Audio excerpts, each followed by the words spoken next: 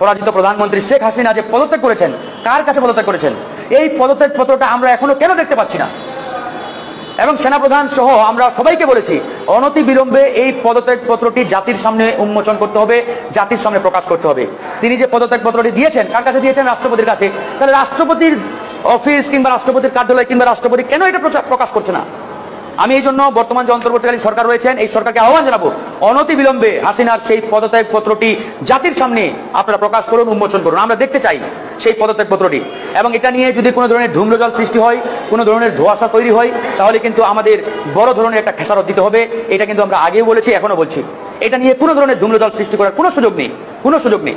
আমি মনে করি এই সরকার যে কায়দায়, যে প্রক্রিয়ায় শপথ নিয়েছে, এটা আসলে একটা ভুল প্রক্রিয়া, ভুল কায়দা। অতি বিলম্বে এই পদত্যাগ পত্রটি জাতির সামনে উন্মোচন করতে হবে, জাতির সামনে প্রকাশ করতে হবে। তিনি যে পদত্যাগ পত্রটি দিয়েছেন, কার কাছে দিয়েছেন? রাষ্ট্রপতির কাছে। তাহলে রাষ্ট্রপতির অফিস কিংবা রাষ্ট্রপতির কার্যালয় কিংবা রাষ্ট্রপতি কেন এটা প্রকাশ করছে না?